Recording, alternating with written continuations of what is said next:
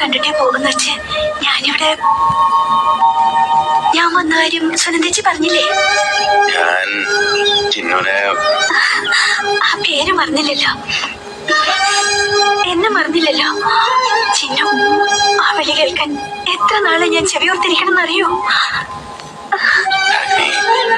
ചിന്നു എന്റെ മോളുടെ പേരാ.